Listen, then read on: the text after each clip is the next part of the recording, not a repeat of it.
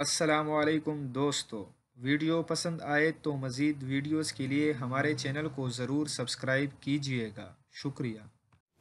وزیراعظم عمران خان نے دورہ سعودی عرب کے دوران عمرہ ادا کیا اور ان کے لیے خصوصی طور پر خانہ کعبہ کا دروازہ کھولا گیا۔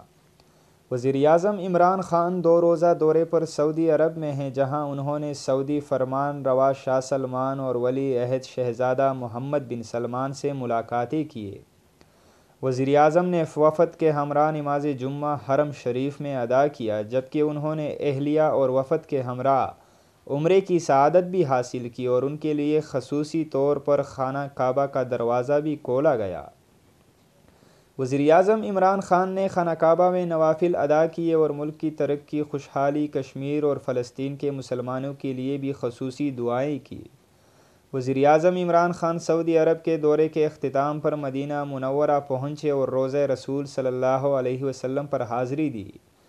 عمران خان آج رات ہی امریکہ کے 8 روزہ دورے پر نیویارک روانہ ہوں گے، جہاں وہ 27 ستمبر کو اقوام متحدہ کی جنرل اسمبلی سے خطاب کریں گے۔ اس دوران وزیراعظم کی صدر ٹرمپ اور دیگر عالمی رہنماؤں سے ملاقاتیں ہوں گی، جبکہ وہ امریکہ میں پاکستانی کمیونٹی سے ملاقاتیں اور خطاب بھی کریں گے۔